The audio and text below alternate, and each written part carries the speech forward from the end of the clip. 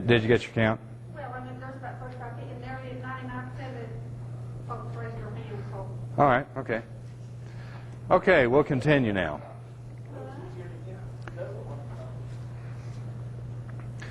Now to go back to the beginning of this today's tea party and talk about one thing, is I hope that I can impart something to you that will enable you to win.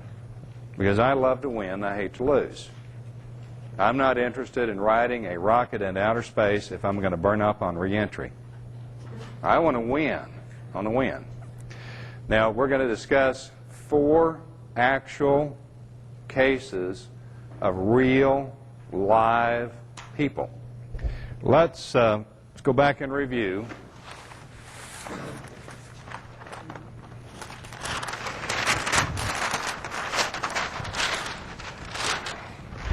Courts of inferior jurisdiction, where we have to start out. How do they get jurisdiction? That's right, from pleadings sufficient to invoke their power to act. And where do they get these pleadings? They get them from the people that are litigating when they do it right. We have a common sense, which means that before we know what any statute, rule, constitution means, we're going to have to look at what the Supreme Courts have ruled and determined that it means, and we find that where? In the state annotated. Jurisdiction is a 4-legged table. You've got to have 2 people, you've got to have the subject matter, and you've got to have the competent witness. If any of those elements is missing, the table falls down, it's void, and is subject to being vacated. Now we're going to start looking at some actual cases. The first case that I'm going to tell you about is Tim. Now, before I tell you about Tim, there is a pass out in your materials that I hope is handy. And this is a letter to a collection agency. Anybody ever heard from a collection agency? Okay. There is a letter to a collection agency that I have used by count 9 times. There has yet to be reported to me a single response. This letter will empower you to learn. Do what? Yeah, I think it is. Yeah, it's this page. It's this page. This empowers you to learn what are the people that are calling you on the phone and writing threatening letters have the authority to do that. If you send them this letter, you will find out fast whether they do or not.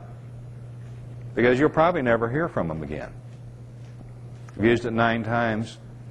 Nobody's reported to me that they've ever heard from them again. Which tells me that those collectors were trying to run a con game. If they had legitimate rights, they would have pursued them, but they didn't have legitimate rights. And once they were confronted with something that was sufficient, then they decided that they better go pick on somebody else. Now this brings us to Tim, a real live person that I work with. And this happened 3 years ago. Just happened to run into him at a hockey game. And I don't go to very many hockey games, but anyway, I ran into him at a hockey game. And Tim said, with a great deal of urgency in his voice, "You're a lawyer, aren't you?" No, I'm not a lawyer. "Well, you do legal stuff." "Well, yeah, I do legal stuff. What's your problem?" He said, "Well, I've been sued." "Well, how do you know?" "Well, they sued me. I got this summons. Said, you've been sued, and I'm going to have to go to court. They sued me." I said, "Well, maybe. Maybe you've been sued, maybe you haven't." Now, why did I say that? Well, because I suspicioned that it would be the typical BS. And again, what was I relying on? I was relying on the law, because the law says in a disputed matter does not become a case or a proceeding until the law provides for a hearing before a court and therefore any matter is first judicially determined in a court of some nature. In other words, until you've put the 4 legs under that table, it's not even a case yet. It's not even a case. Now again, I'm not saying this because I love it. I do. But I'm saying it's because of the law. This can go with those others for copying back there. So Tim thinks that he's been sued, and probably 99% of all lawyers and even a lot of judges probably thought he was sued too. And I said, okay, here's what you do. He said, bring me the paperwork. He brought me the paperwork, and I looked at it, and I said, you haven't been sued yet. And he said, but it's a summons. And it says you have been sued. You have 20 days to answer. And I said, yes, but you haven't been sued yet. And here's the reason why. Now, Tim's too young to remember very much about Judge Wapner. But Judge Wapner always began by saying, I've read your complaint. I know you've been sworn. There was nobody in here swearing. Who was injured? Somebody says, I'm injured, then you've been sued. But until that competent witness appeared, it's not a case yet. That's what the law says. And I said, here's what you want to do. Go down to that courthouse. You ask for this case file number. You look in there and you tell me if you see an affidavit. Because if you don't see an affidavit in there, they have yet to name a witness. If there's no witness, there's no injury. If there's no injury, there's no wrong. If there's no wrong, there's no remedy. There's no case. All right. So he went to the courthouse, and lo and behold, when he looked in his file, there was no affidavit. And so he calls me and he says, well, now what do we do? So I say, okay, here's exactly what to do. You compose a letter and it goes like this. It is not now, nor has it ever been my intention to avoid paying any obligation that I lawfully owe. In order that I can make arrangement to pay the obligation which I may owe, please document and verify the obligation. So you make 2 copies. You carry it over to this lawyer's office. You ask him to sign for one of them, and then you ask for the documentation and the verification. Now we know from this morning who can document and verify that. Can that attorney? No, he can't do it. And I'd already coached him of what to say because I was already anticipating what would probably be said. And that attorney said, well, you're here to start your installment payments. We'll get you started. Tim said, no, I'm here for the documentation and the verification of what I owe. Oh, well, yeah, we can document that and we can verify that and we can get you started on some payments. It'll be easy for you to afford them. So, no. I want you to document and verify what I owe. The attorney said, well, now, if you're not going to cooperate, we're just going to have to go ahead and sue you. He said, no, you're not cooperating because I've asked you to document and verify what I owe and you're not doing it. Now then. Is that better? So what we did is we answered their suit, but we also countersued them for fraud and bad faith because they had advanced documents expecting another person to rely on them, which they would surrender money, property, or rights that they had to know were false. How did they have to know that they were false? Because that attorney had an obligation under oath to make an inquiry reasonable under the circumstances to determine whether or not there was an actual obligation. And when he couldn't document, I mean, how hard could that be to document? And when he couldn't document it, that told us that he had committed fraud. But he had committed fraud in the name of the finance company that was now suing him for a deficiency. Now, this Tea Party went on for well over a year. And twice they tried to get a summary judgment against Tim The lawyers wanted their money, and it wound up there was a team of 3 against him, and that's usually how it works out. These guys are so confident in themselves, pleading against a pro se, that they have to show up with a posse. But let's look at the second response to the motion for summary judgment. That's part of your materials. And that's identified as defendant and counterclaimant, John Doe Citizens, response to plaintiff and defendant on counterclaims motion for summary judgment. Okay, what's our premise we're going to proceed under? Plaintiff and defendant on counterclaimants motion for summary judgment is a substantive and procedural nullity. Pretty heavyweight words for somebody representing themselves going into court. Brief and support. Plaintiff and counterclaimant has placed no facts on record. No fact appears on record, whether by deposition, admission, answer to interrogatory, or by affidavit to suggest or to support the averments of plaintiff and defendant on counterclaimant's pleadings. Documents proffered by Dewey Cheatham, it's not the attorney's real name, are unverified, out of date, irrelevant, and inadmissible.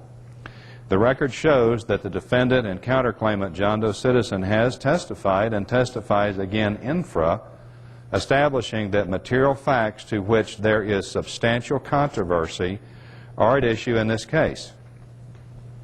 What's accomplished in this first paragraph? First of all, when you're in a pleading form, you want to know what it takes to win with that form. And when you want to win against a motion for summary judgment, you've got to state that there is a controversy. If there's a controversy, there can't be a summary judgment. And you're stating that there is a controversy, and so the court cannot decide this against you. And you're also saying that the only person that said anything in this tea party is an attorney. And I don't care how high the stack of paperwork gets from an attorney, it never, never rises to a level of fact. If you look at the clear letter of the law as determined by the Supreme Courts, the judge is not even supposed to look at it. It's not supposed to be noticed by the court. Just like Sanders Sauls down there in Florida with those stacks of 20,000 ballots in there, it wasn't noticed by the court because it didn't come through a competent witness. Now we go ahead and state what we feel the controversy is. And then we come down to the argument and authorities, which is the holdings upon which we are basing our empowerment of the court. This is how we empower the court to make a ruling favorable to us. Argument and authorities. Statements of counsel in their briefs or argument are not sufficient for purposes of granting a motion to dismiss or for summary judgment. Trenzi versus Pagliaro.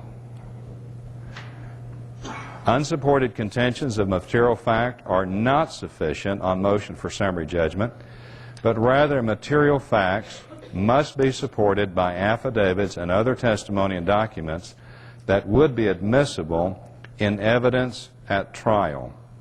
And it gives the authority for that.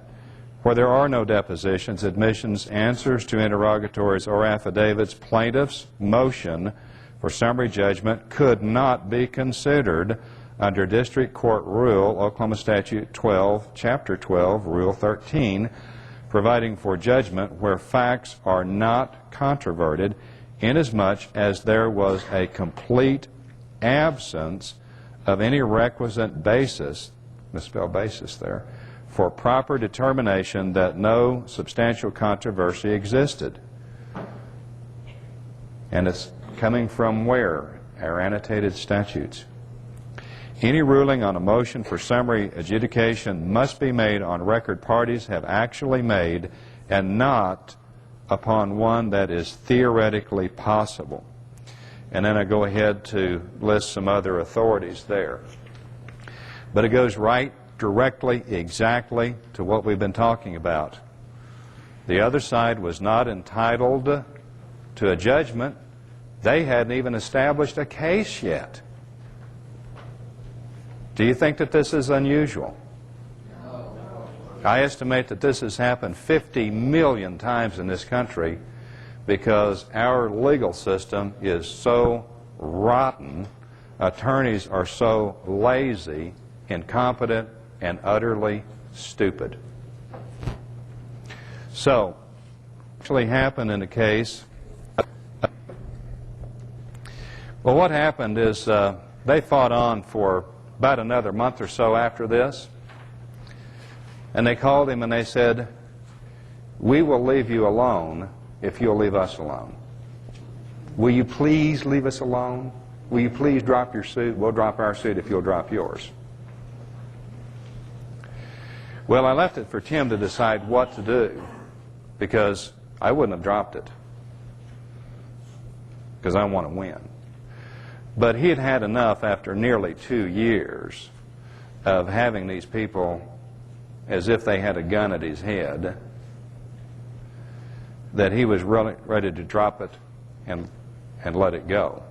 But I hope you agree that in the time from when he frantically said, "I've been sued," and when the amount that they were claiming that he was going to have to pay was about $6,000, to actually being able to walk away was not just a victory. It was a tremendous victory in the context of a system. If the pleadings are right, you can win. That's the Tim story. Do you like the Tim story?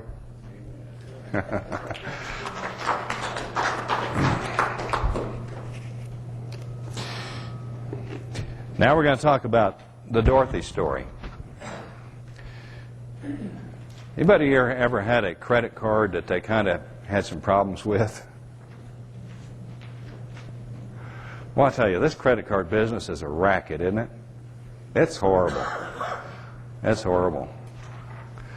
Well, Dorothy, who is now 70 years of age, had a credit card like most of the rest of us do. And you know, those things are just addictive. And that credit card just got to have a bigger and bigger and bigger outstanding balance.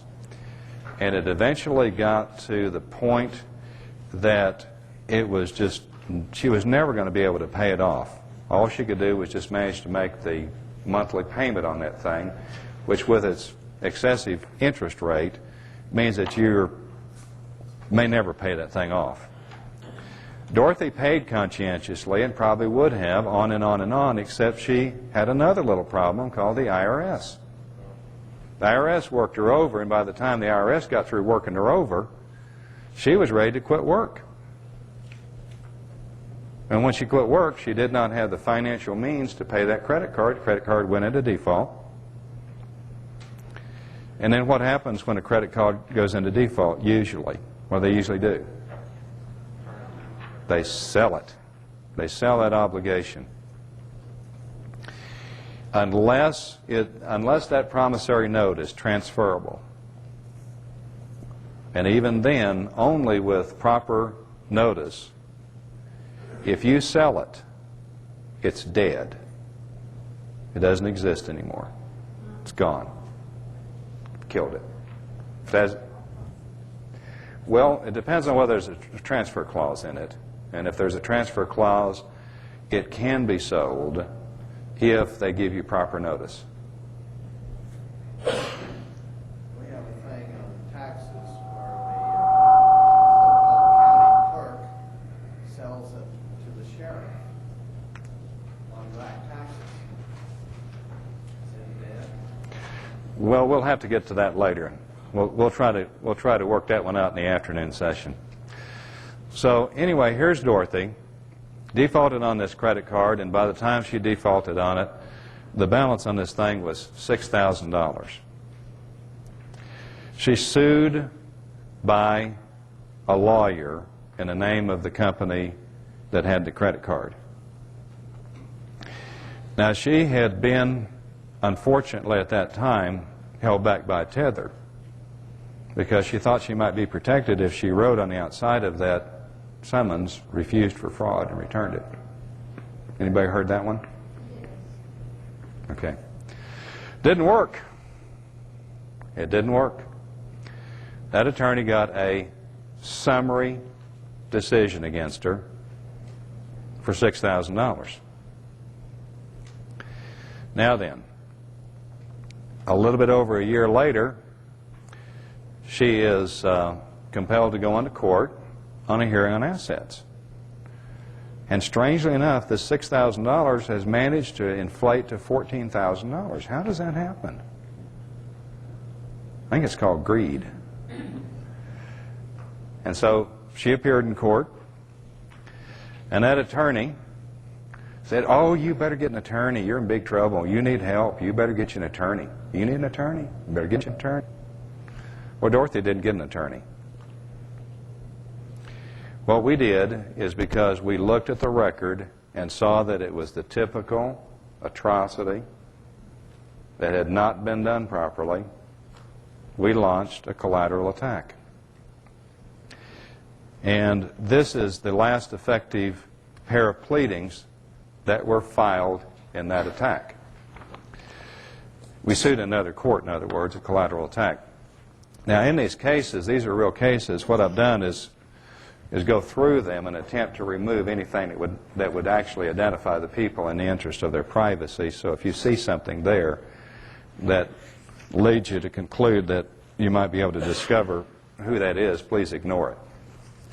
But this is the pleading that we filed, because we filed our own petition to vacate this void judgment, and we parried with them for a while. Now we're going to come along and we're going to file our motion for our summary judgment. We're going to get a summary judgment against them.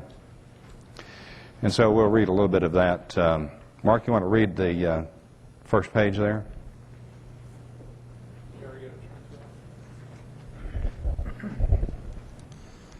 Plaintiff's response to defendant's motion to dismiss plaintiff's motion for summary judgment. Brief in support of plaintiff's response to defendant's motion to dismiss. Defendant's motion to dismiss is a substantive and procedural nullity. Defendant's motion to dismiss is frivolous on its face. If dismissal motion also tenders for consideration materials outside of pleadings, summary judgment procedure must be utilized. Bray versus Thomas Energy Systems Incorporated. Fact is, material for purposes of motion for summary judgment, if proof of that fact would have effect of establishing or refuting one of the essential elements of cause of action, Brown versus Oklahoma State Bank and Trust and Company of Veneta, unsupported contentions of material fact are not sufficient on motion for summary judgment, but rather material facts must be supported by affidavits and other testimony and documents that would be admissible in evidence at trial.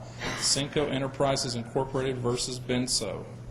Statements of counsel in brief or in argument are not sufficient for a motion to dismiss or for summary judgment. Trenzi versus Pagliaro. Where there are no depositions, admissions, answers to interrogatories, or affidavits in support of motion for summary conclusion, the motion cannot be considered. See Oklahoma Statutes Title 12. Pro se litigants cannot be dismissed for failing to state a claim upon which relief can be granted. See Haynes v. Kerner. Although Carl F. Hirsch might presume to advise the United States Supreme Court, this court has knowledge that Dorothy L. Citizen's procedural due process rights require opportunity to present evidence on her claims. Dorothy L. Citizen's petition to vacate a void judgment is procedurally proper, placing substantive fact issues before this court via unrebutted affidavits. See Exhibits A and B. All right, stop right there. So, starting to sound a little bit familiar. See, a lot of this stuff is just so simple that we cross over it several times before we actually realize what the deal is. Did this go to appeal, or you did this after they granted the summary judgment? Is that, It was after the summary judgment had been granted by more than a year. and you didn't appeal, you just put, Now, Dorothy didn't know to take it to appeal, but I wouldn't have taken it to appeal anyway because I want to collaterally attack that void judgment. Collaterally attack means that you file your own suit for its removal. See, because oh, this is a new suit. it's a new suit. It's a new suit. Dorothy was clobbered with a suit against her. Now she turns around and she's got to clobber them. 12OS 2011 provides for sanctions against attorneys if they've got a fraud suit. Do you ever bring that into the picture of claims that you're advancing in the collateral attack? Yeah, did everybody hear the question? The question is that statute in Oklahoma provides for sanction against lawyers that have advanced a false suit. In our pleadings, it was there. We're not done with this yet. In our original pleading, it was there. Do you bring in the request for damages as a result of the sanctions against the attorneys after there's been a decision rendered in the collateral attack, or do you try to bring that in as part of the entirety of the decision? You bring it up front. That's what we did. So when the judgment is rendered, then that's included? Yeah, yeah. And see, when you can, take as many chances at justice as you can. See, it's just like the question on appeal. And we won this deal, but what if we hadn't won it? And it's just like we did ask for the sanction and we didn't get the sanctions, but we can still sue in this case. What if you've already put in the appeal, and now wish you hadn't and done this? Doesn't matter. It's a notice of appeal. Doesn't matter. It doesn't matter. It doesn't matter because actions for void or the queen of the chessboard can do them any time, any place, anywhere, in any court of competent jurisdiction. You can have an appeal pending and still attack it in a collateral attack. That's why it's called collateral. Can you go after a grand jury the same way? I don't know. No? I don't know. I don't know. This collateral attack, when you file it, you file it in the same court as a different case? The question is, in a collateral attack, is it filed in the same court as a different case? And it depends on the state. Some states will ask you to go back into the same court. Some will ask you to merely go back in the same venue. In Oklahoma, you have to go back in the same venue, but you want to file a separate suit, which gets you before a different judge. You're not asking the judge to review his work. That's why, although it is possible to move for vacation of a judgment, I don't recommend it. The latest question before that was, does the law of voids apply to grand juries? And my answer is, I don't know. Deborah, you want to come up and read a couple of pages? Now, in this, in our motion for summary judgment against them, they responded, and we object to their response. Now, I did this for two reasons. First of all, because their response was not legally sufficient, but also I wanted to give Dorothy, who is 70, was supported by Deborah and a couple of other friends, a little bit of emotional currency when she went into that courtroom to argue against one attorney with two backup. I mean, I guess they think there's strength in numbers or something. I don't know. But there were actually 3 attorneys involved against a 70-year-old woman. And she was terrified. I said, Dorothy, you just got to think about what's at stake here. If you don't get this $14,000 judgment against you removed, you're ruined financially. You're just absolutely ruined. Because you'll never pay it off. They'll take any property you have. And it's just a terrible... So what we did is we objected to their answer, and Deborah's going to read the objection.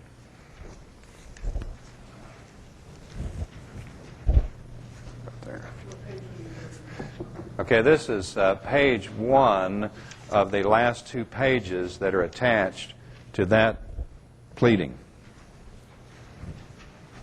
Objection. Plaintiff's objection to defendant's unverified motion to dismiss and defendant's unverified response to plaintiff's motion for summary judgment. Report. Defendant's motion to dismiss can be lawfully considered by this court. Defendant's motion to dismiss pleas matters off record. If dismissal motion also tenders for consideration material outside of pleadings, summary judgment procedure must be utilized. Bray versus Thomas Energy Systems. Fact is, material for purposes of motion for summary judgment is proof of that fact would have effect of establishing or refuting one of the essential elements of cause of action. Brown versus Oklahoma State Bank and Trust of Veneta, Oklahoma. Unsupported contentions of material fact are not sufficient on motion for summary judgment, but rather material fact must be supported by affidavits and other testimony and documents that would be admissible in evidence of at trial. Cinco Enterprises versus Benso, Oklahoma. Defendant's response to plaintiff's motion for summary judgment cannot be lawfully considered by this court. Defendant's response to plaintiff's motion for summary judgment contains objectionable hearsay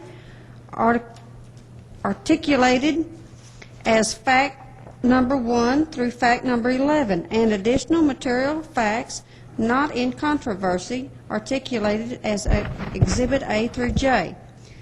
Statements of counsel in brief or argument are not facts before this court. Statements of counsel in brief or in argument are not sufficient for a motion to dismiss or for summary judgment. Trinzi versus Pagliaro.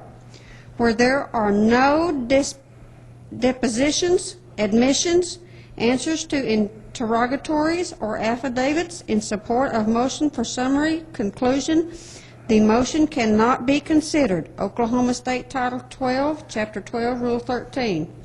Conclusion. Determination by this court that Carl F. Hirsch has not named a fact witness for any of his unverified allegations and has not supported his allegations with affidavits of competent witnesses justly requires that neither oral or written pleadings on behalf of the defendants be part of the record. Thank you, Deborah. Starting to get real familiar, or somewhat familiar. And see, it's simple, isn't it? Am I delusional, or isn't this really pretty simple? It looks simple. Okay. Question? If the attorney actually had a written and notarized power of attorney for the client, then would he be able to speak and give evidence in the court? The question is, if the attorney had a power of attorney for the witness, would he be able to speak in the court? I'm going to give you my opinion. My opinion is no. It's not the purpose of a power of attorney. The purpose of power of attorney is for documentary utility. It's not for the purpose of witnessing. And the reason that I believe that, and I've actually seen attorneys do this. You know, I've actually seen attorneys file affidavits. Can an attorney file an affidavit? They can file an affidavit only on what they're charging. They can only swear to what they've charged a client.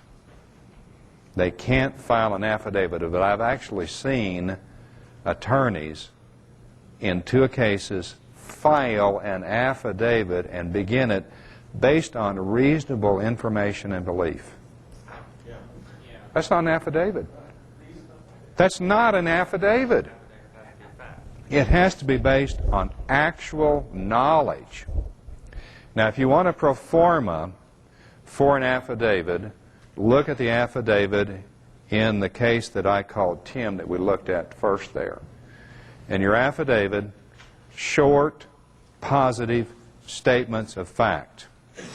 An example, if you're writing an affidavit, don't say, I don't owe these people money. It's an opinion. Say, I am not in receipt of any document which verifies that I owe them money. That's a fact. All in how you say it. And this war is a long ways from over. There's still going to be some bloodshed in these courtrooms.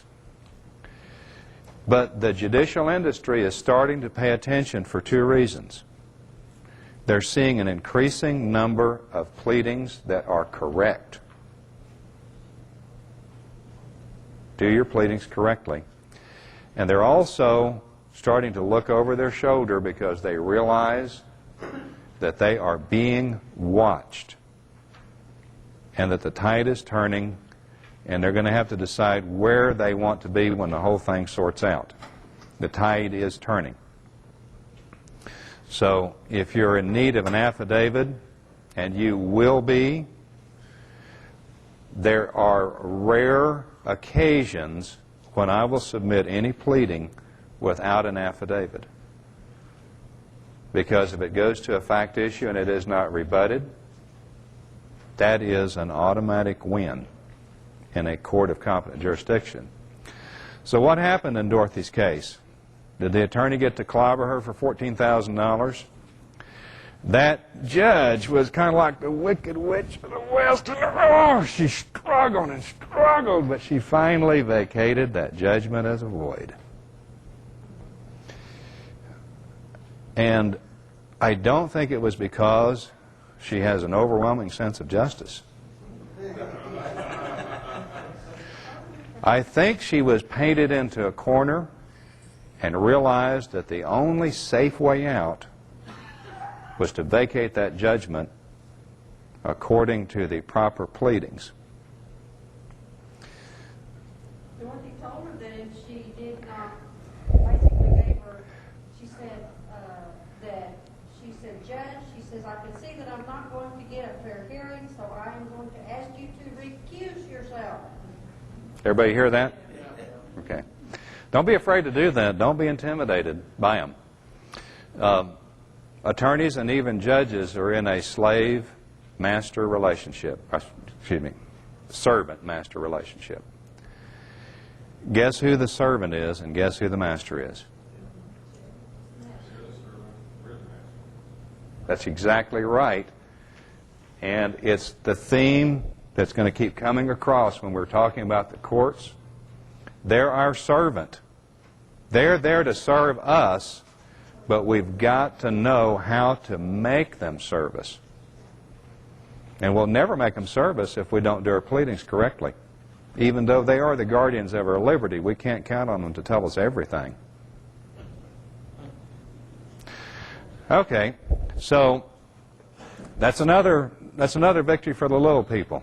You get into a situation with the particular instance involving him. The judge has failed to move forward improperly, has issued a motion for summary judgment, has awarded this motion for summary judgment, and there aren't any facts in the case. He's derelicting his duty. Do you include him in the collateral attack and bring him together case? And if not, The question is if a judge issues a void judgment, do you include the judge in your collateral attack? Is that the question? The answer is no. Is the judge immune from attack? No. I think I've got a document for you on that.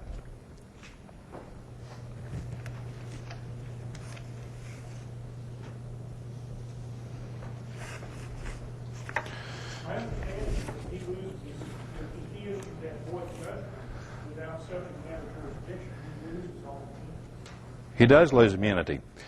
And I've spent a lot of time studying judicial immunity.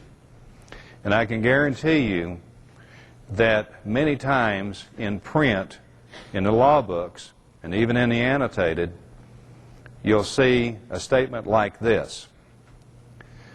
judge who acts in clear absence of all jurisdiction is deprived of immunity. Cite omitted. Cite omitted. They don't want you to know that cite. But I've got probably the very best one. I thought I brought it with me, but I can't lay a hand on it. But I'll see if I can find it later. Because you can sue that judge because he didn't have jurisdiction. There's only two things that you can sue a judge for. One is acting without jurisdiction, and the other is for commission of an act that's clearly unlawful, which includes fraud, by the way. So the question being, why did you not bring the judge back into the collateral attack? The question is, why don't you bring the judge back into the collateral attack? That's the question. The answer is he's not a proper party. You don't have standing to sue him for that. You do have standing to sue him, but not for that. Also, the justice usually don't like to judge against other fellow judges. No doubt. There are also sightings having to do with the judge or the court taking jurisdiction where he didn't have it, that it is not the defendant's place to have to bring that out. The judge is supposed to know it. And he's not supposed to take jurisdiction unless he lawfully has it. Okay, I think I understand the statement or question.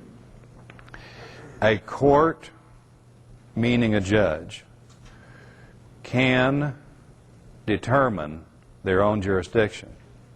That doesn't mean shall, it means can. It means that they can look at a matter and say, well, I can't do this one. Or they can look at it and say, yeah, I've got jurisdiction here.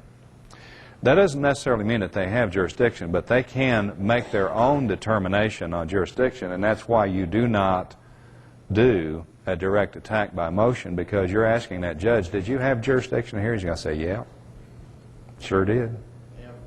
If that's the case, though, and they take a case, they should state right up front, shouldn't they, why they have jurisdiction? Oh, yes. I think you'll see that. You'll see that in the pleadings. In the pleadings, you will see the jurisdiction, because that's what you want to do, is you want to tell the court what's their authority to act. But there's a second half to your commentary, and that half is that once jurisdiction is challenged, it's incumbent on the other side to prove the jurisdiction, not the court. So in other words, if you say, well, this court didn't have personal jurisdiction over me on this because I didn't know about it, they have to prove that you got service. The court doesn't have to prove it. They have to prove it. So whenever jurisdiction is challenged, it's incumbent on the opposing party to prove the jurisdiction. I think my question is that if a court unlawfully took jurisdiction and you didn't challenge it in court, I don't believe that you have to in order to bring up the issue later. You're absolutely right. Did everybody hear the question? The question is, if you don't challenge jurisdiction, can you bring it up later? And the answer is absolutely, because the jurisdictional question can always be raised, and subject matter jurisdiction is never waived. It's never waived. It's impossible to waive subject matter jurisdiction. Absolutely impossible, which means that if they have personal jurisdiction and they get a default, if there was no subject matter jurisdiction, subject to attack. Subject to attack. All right, these are two cases that were fought on the defensive. So the question probably occurs to some of you, can we fight on the offensive? What happens when we go on the attack against them? Do it. Do it. Just do your homework. This is a real case, and this is Bobby's case. And Bobby's two sons were driving down a McLean County road in a rainstorm back a couple of years ago, almost a couple of years ago. And the county doing maintenance on that road had dumped a pile of gravel completely across a culvert, about 3 feet high. They ran into that pile of gravel, totaled the pickup truck. Both of them were injured, one of them pretty badly, a lot of cuts in his face, glass and everything. And they went to a licensed bar associate attorney, took their case, kept it for over a year. Then, without requesting to do so, he dismissed the case and resigned. So, well, you don't have a case. You don't have a case. And his logic was there are, quote, a myriad of defenses for the county of McLean County under the Oklahoma Municipal Tort Liability Act. Well, to me, what this immediately meant to me is that this attorney didn't smell enough pay dirt in this one to make it worth his time. But instead of being honest and saying, you know, I'm a greedy sleaze, I'm a greedy sleaze, and unless I can really make some big bucks, I don't care about your problem. That's what he should have said. But instead, he lied to him. Anybody ever encounter an attorney that tells a lie? Okay. That's a real good possibility. The gentleman's commentary was he might have received more money from the other side. Does anybody not believe that that happens? Okay. So where does this leave Bobby and his 2 sons in this whole deal? Well, what we did is we repleted this case. And we didn't have much to go on because they wouldn't tell us anything. We had to use a deposition to find out who dumped the gravel. We also, coincidentally, at great shock and surprise to their attorney, used the deposition to prove the case. Because before I went into the pleadings, I went to what? Yes, the state annotated. I found out what you have to prove. What is your burden of proof? What do you have to show? And everything that we had to show in the suit was posed as a question in that deposition. Were you doing maintenance on the county road? Yeah. Thank you. And so we just crossed all the T's, dotted all the I's, and we had already put pictures as well as affidavits in the file. File those affidavits, testify. If they're not rebutted, they become evidence. If they're not challenged, they are testimony. And so this one worked along for a while, and it looked like they were going to, they being the other side, the county commissioners as well as their attorney, was going to try to drag it out for as long as possible and was probably going to try to block it. And so this is what we filed. Deborah, you want to come up and read the first page of this?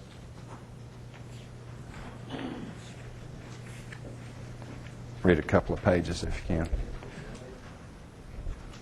Application to amend petition and claim. Bobby Dean Citizen Sr., Judy Citizen, and Bobby Dean Citizen Jr. and Matthew Butch Citizen, aggrieved parties, petitioned this court for redress of injuries to persons of Bobby Dean Citizens Jr. and Matthew Butch Citizen, damage to the personal property of Matthew Butch Citizen, and collateral damages of Bobby Dean Citizen Sr. and Judy Citizen caused by the breach of duty by employees and officials of McLean County. First cause of action, McLean County employee Ronnie Lynn McCaskill, supervised by McLean County employee Terry Daniel, performing proprietary functions on a McLean County rural road on April 26 of 1999, was negligent causing injury and damages testified to infer Mr. McCaskill performing proprietary functions completely blocked an open and commonly used road by dumping a pile of gravel that completely covered the passable roadway, totally preventing safe passage. The pile of gravel dumped by Mr. McCaskill made it impossible to drive over or around the obstruction. The negligence of Mr. McCaskill was compounded by his willful negligence to mark a frequently used county road under maintenance with safety warning signs and barricades. Bobby Dean Citizen Sr. and Matthew Butch Citizen, exercising proper care and caution that reasonably prudent persons would have used under the same circumstances, and devoting full time and attention to driving, had no means to know of the hazard in the roadway for want of proper warning signs and barricades. The citizen vehicle struck the gravel totally obscured by a heavy rainstorm. If Mr. McCaskill had placed proper warning signs and barricades, Bobby Dean Citizen Jr. and Matthew Butch Citizen would have stopped, averting injury and damage even if rainfall obscured their vision. McLean County had a duty to protect the driving public by the supervision of placements of signs and barricades. McLean County had a duty to protect the driving public from harm. See Neal versus Donahue. Mr. McCaskill breached McLean County's duty not to make the roadway dangerous for ordinary use under the circumstances, and not to permit the highway to become dangerous for ordinary use under the circumstances. McLean County's breach of duty resulted in injury to Bobby Dean Citizen Jr. and Matthew Butch Citizen. See Transcon Lines Corporation versus Cornell Construction Company. The accident did not relate to discretionary placement of traffic control devices, but the placement of hazard warning signs.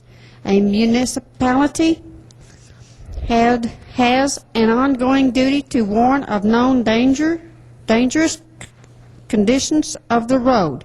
The duty to exercise reasonable care to maintain safe streets includes an obligation to barricade or light the dangerous conditions, or in the alternative to prohibit use of the street.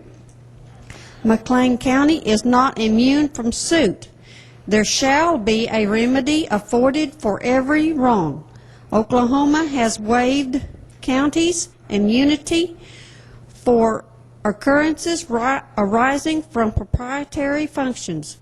Maintenance of a county road is a proprietary function. Counties are liable for tortious conduct arising from proprietary function. McLean County, as well as McLean County's commissioners, have cognizance of the They know about it. proprietary nature of a county road work. The April 26, 1999 action of McLean County by and through Ronnie Lynn McCaskill were not for the purpose of governing the people of McLean County, but for the private advantage of inhabitants of the locality and the county. Bobby Dean Citizen Jr. and Matthew Butch Citizen have each suffered personal injuries in the amount of at least $2,500. Matthew Butch Citizen suffered damage to personal property of at least $3,000. Second cause of action, aggravated. I'm sorry, but wasn't following that one. Aggregated with the injuries of Bobby Dean Citizen Jr. and Matthew Butch Citizen. Bobby Dean Citizen Sr. and Judy Citizen have suffered discomfort, annoyance, and inconvenience as derivative of the breach of duty of McLean County, which resulted in injuries to Bobby Dean Citizen Jr. and Matthew Butch Citizen. Bobby Dean Citizen Sr. and Judy Citizen were compelled to furnish Matthew Butch Citizen with a vehicle, had an added jeopardy of having to co-sign on a new vehicle loan for Matthew Butch Citizen, and suffered emotional anguish, discomfort, annoyance, inconvenience directly due to the bad faith and irresponsibility or irresponsible demeanor of McLean County officials. C. Walker versus City of Moore and Cunningham versus City of Ardmore, Oklahoma. Rehearing denied. Certiorari denied. Bobby Dean Citizen Sr. and Judy Citizen's injuries are not less than $5,000. Third cause of action. McLean County's officials have been grossly negligent, committing acts that, if done by a private citizen, would immediately rise to a level of malicious mischief. McLean County's officials failed to properly train and supervise Ronnie Lynn McCaskill according to the universally applied mandates of the Manual on Uniform Travel Control Devices and in the present occurrence, specifically Part 6. Even after informed of the incident, McLean County's officials failed to mark the hazard and also failed to inform, train, and supervise Ronnie Lynn McCaskill. A jury's determination that McLean County officials have been grossly negligent warrants exemplary damages significant enough to be instructional to McLean County officials to bring about proper and responsible concern for public safety. The matter of Bobby Dean Citizen Jr. versus McLean County is ripe for adjudication. In a good faith effort to resolve this matter, Bobby Dean Citizen Jr. have exhausted all remedies, including the procedural requisites of the Oklahoma Governmental Tort Claim Act. The notice given by Bobby Dean Citizen Jr. and Matthew Butch Citizen is significant, so as not to preclude the claims of Bobby Dean Citizen Sr. and Judy Citizen arising from the same transaction occurrence. C. Walker Supra. Arguments and authorities. There shall be a remedy afforded for every wrong. Oklahoma Bill of Rights, Article 2, Section 6. Oklahoma has waived immunity insofar as counties are concerned.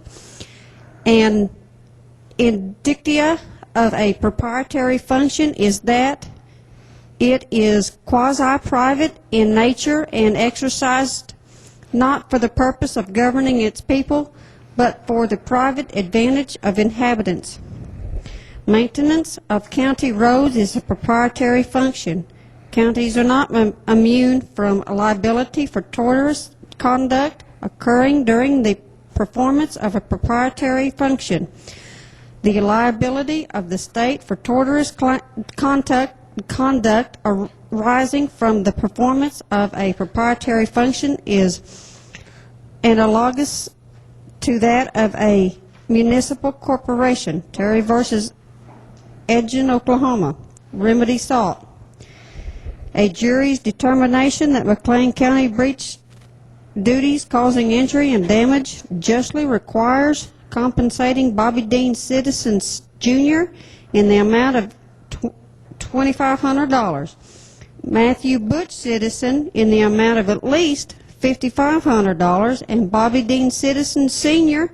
in an amount of at least $5,000, plus cost and compensation for time spent litigating. A jury's determination that McLean County's officials have exhibited a demeanor that is outrageous, warrants exemplary damages, and the jury should decide. You deserve it. You deserve a hand for that. Thanks for reading that. Okay. So we can play offense too. We don't have to just play defense. When we have something that's there needs to be a suit for, we can play offense. How did this one work out? It's not quite done yet, and I'm not sure that attorney on the other side cried and wet his pants. But he did say, "Would you please write up a settlement proposal and tell us what you'll settle for?" Okay.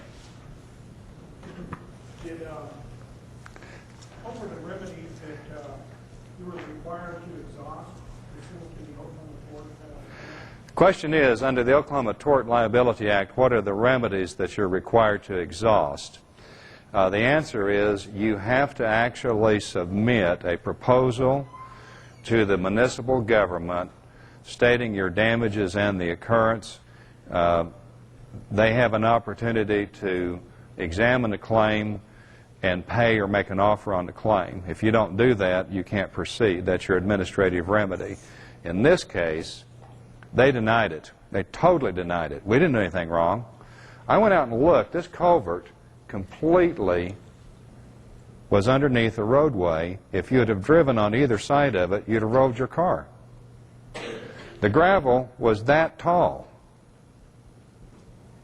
And to show you what a dummy this attorney was, in the deposition, oh, we really ambushed him, because he told this Ronnie Lynn McCaskill, just go in there and lie and say the roadway was passable. And he thought that little lie would establish a controversy that they could hang their hat on. There are a few people on the internet that have named me the Michelangelo of legal writing. That makes me feel good. Makes me feel good. I hope I someday actually deserve it.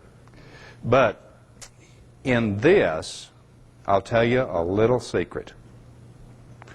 I went to the state annotated and I learned what it took to make the case.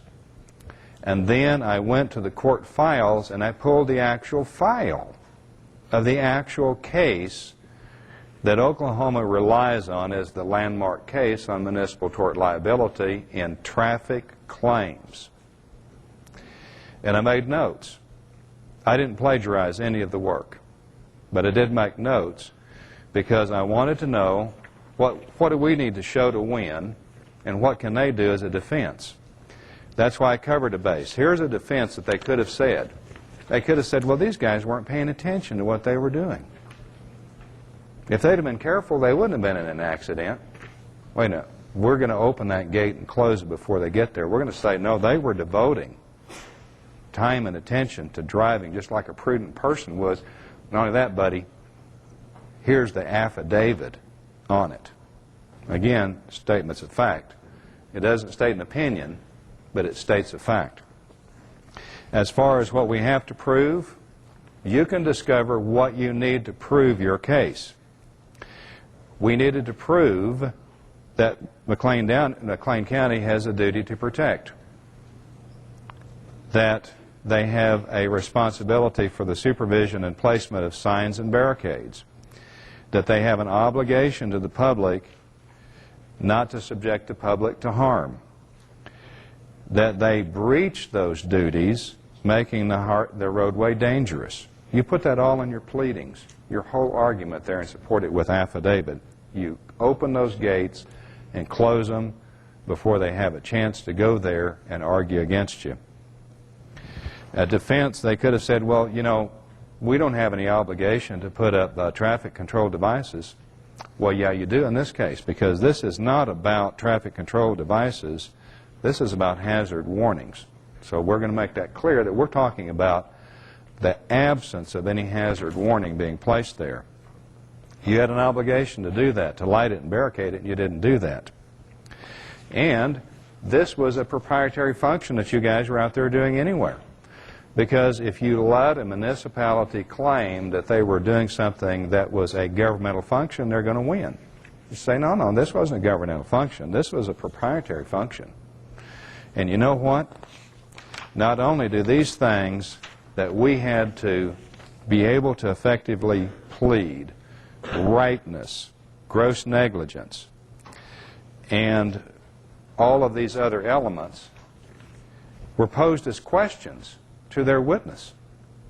He testified for us. We got him to do that. His attorney said, I just go in there and tell him you left the roadway passable. Feel sorry? The question is, did the other attorney not show up at the deposition? And the answer is, yes, he was there. My inference is that he had told the guy, just answer that you left the roadway passable, you'll do all right. He didn't think ahead of us and realize that we were going to have 25 questions that proved our case, and we were going to get him to say, you were there doing proprietary functions. Yeah. We were going to cross every single one of those. How was that a proprietary function? Because it was done for the residents of the locale and not in the interest of exercising the powers of government. So in other words, if you have road work that needs to be done in front of your house, that's really for your benefit, you and your neighbors. That's a proprietary function. And when you establish that on the record, now we've got our witness, we've got his witness, that proves our case. And so after they saw this, they were ready to throw in the towel. We haven't got the payoff yet, but I expect we will. How did you submit a proposal to begin a settlement? I don't have a copy of the settlement with me. How did you do that? Did you put it in court, go to the county commission? No. Question is, how did we submit a settlement proposal? And I wrote a settlement proposal, and then it was mailed to the attorney from the other side, and they're supposed to give us an answer by, I think, a week from today. That was after the case was started. Oh, yeah. It's not something you do before. No, it's something they solicited, something that they said, in effect, you're going to win and we're going to lose, so tell us what you will settle for so we can save ourselves the expense of going to court, is exactly what they were saying in as many words. But I wrote a settlement proposal, but the first statement in that settlement proposal is that their attorney will actually write the settlement contract. And I did that for a reason, and remember this. Anytime you have an opportunity to enter a contract with somebody else, make sure that they are the author of that contract, unless you are supremely confident in that contract. And the reason why: if there are any vagaries, inconsistencies in that contract, it's interpreted against the person that wrote it. So you remember that. So that's the first thing. You say, okay, we're ready to settle, but the first thing, you guys are going to write the settlement contract. The settlement did require that they conduct a risk management seminar based on the manual. I mean, you guys are dangerous. You're out there dumping gravel on roads and not even put up a warning sign? So what if it was raining? What if it had been dark?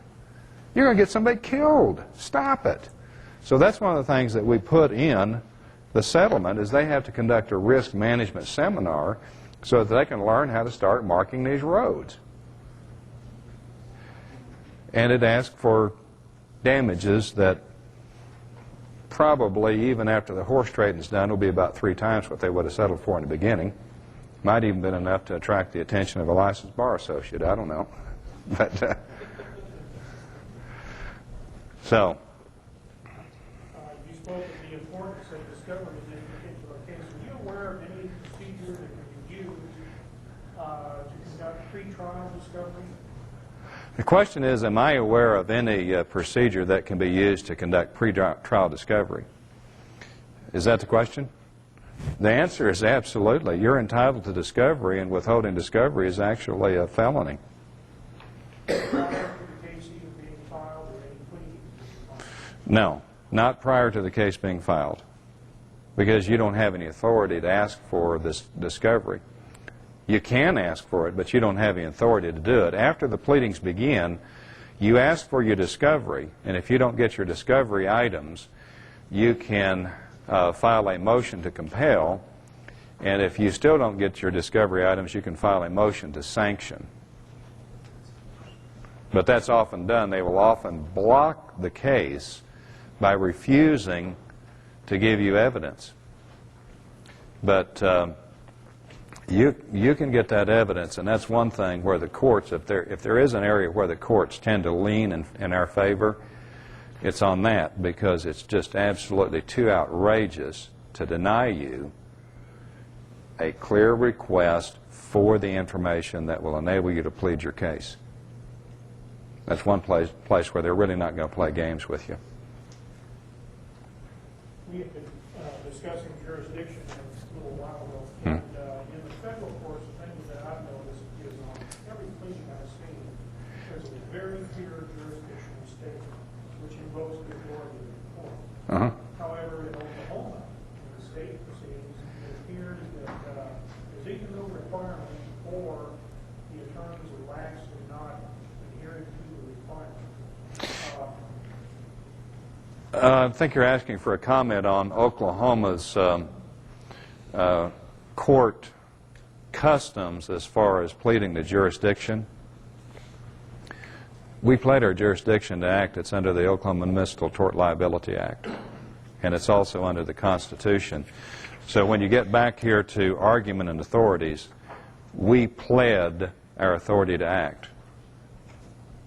So they can't challenge us on lack of subject matter jurisdiction, because between this right here and the affidavits, we put 4 legs on that table.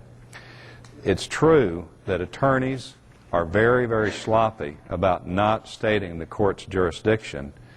That doesn't mean that the court doesn't have subject matter jurisdiction. It just means that it makes it easier to challenge the court's jurisdiction if they don't say what, where they're coming from. I guess specifically the way I was referencing that particular question is, get in a civil matter, and the other side is proceeding against you, and you don't know what statute they're proceeding under, which has invoked the court's jurisdiction.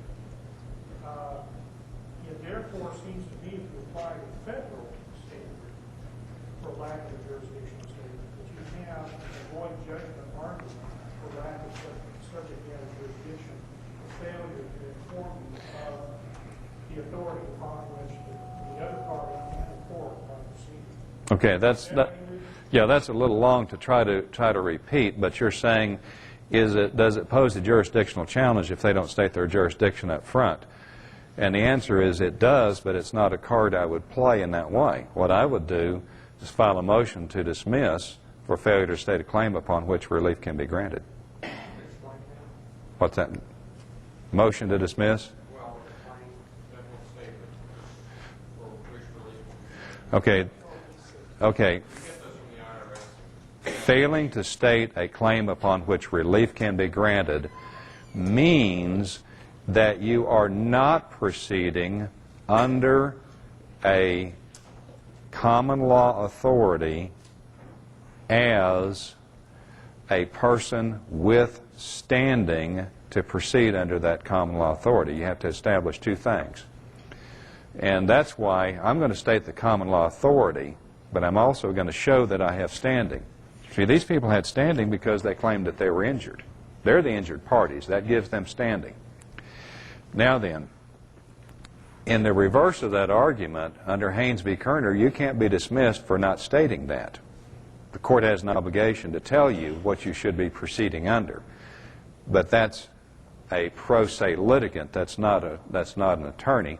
And going back to the original statement, are these people sloppy? Yeah, they're terrible. They're terrible, but the more terrible they are, the more I love it. I just absolutely love to take on attorneys or teams of attorneys and beat them at their own game. Going back to this last example, if you file that motion to dismiss for failure to state a claim upon which relief can be granted, does the opposing party, the attorneys for the opposing party, have the right to correct their pleading, or do you have the advantage of double jeopardy? The question is, when you file a motion to dismiss for failing to state a claim upon which relief can be granted, the question is, do they have an opportunity to amend their pleadings? And they do as a matter of law, and so do you. They have an opportunity to amend because the motion to dismiss for failing to state a claim upon which relief is to be granted is aimed at eliminating a totally frivolous lawsuit. It's not aimed at eliminating a valid lawsuit that just happens to not have the correct paperwork. It's a chance to correct the paperwork. Well, the idea of jurisdiction, just as a note of interest, something that happened to me back in 1978 that I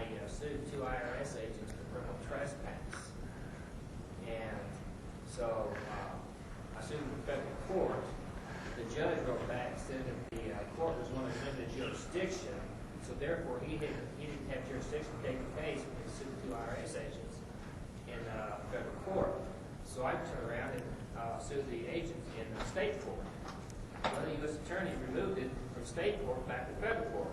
The same judge threw it out the first time, threw it out the second time, and told the U.S. attorney, don't bring this case back into my court because it doesn't belong here. So it went back to state court. And in the removal statute, the judge said that once a removal from federal court back to state court, cannot be refiled to put back in federal court. So the case was still set in state court, but unfortunately, I was transferred out of state, so I wasn't able to follow back up when I was suing these two agents in state court. But I thought it's kind of interesting where the judge said, well, these were federal agents who violated my rights, so I thought, well, it's logical to assume that that's where you go. No. But then I'm saying but what I'm just saying is that what he said was that the federal courts are one with limited jurisdiction. So this particular judge, Ralph Thompson, who's still there, but that's what he was saying. It's one of limited jurisdiction, so you have to establish that. You want to answer that? I have tons of cases that state very clearly that when a government employee is acting within their authority, and basically that means doing what the law says they can do, you can't sue them. You can't touch them. You can't touch the government. However, these agents were acting outside of their authority. Therefore, they're no longer acting for the government or as government agents. This is in the court case I have. So, therefore, they are acting as private citizens. Well, that's in what happened. They just came to well, we've lived over filing tax returns for the last 10 years, so we're here to redo your rights, for what to pay a fine. Well, so what? Big deal. You don't have the jurisdiction, and so I told them to leave, and they left. Okay, I'm going to start on the story, and we're going to finish it after a lunch break. Back about, probably about 6 weeks ago, I had somebody call me from Arizona that had learned about me on the internet, and the call went something like this. Next Thursday, and this was Thursday, and it was talking about the following Thursday, there's going to be a sheriff's sale on our property, and we've got a $6.8 million judgment against us. Can you help us? You know what I answered? Probably. Probably. And the reason I said probably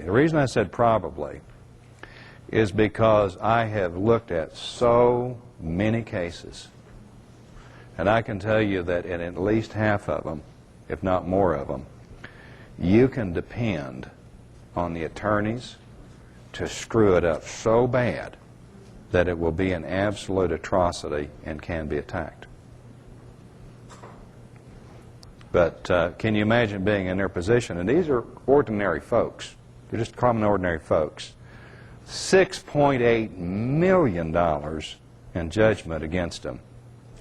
And their property was going to be taken in a sheriff's sale. We will pick up on this story after lunch. If everybody wants to take a lunch break, let's try to be back. What side of law you talking about?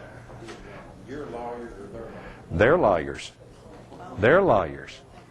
Their lawyers you can almost depend on their lawyers making mistakes. Almost always. I shouldn't say almost always, a lot of the time. Let's put it that way. Let's be back here ready to go by 2. There's a place called Pat's Barbecue, which is just not too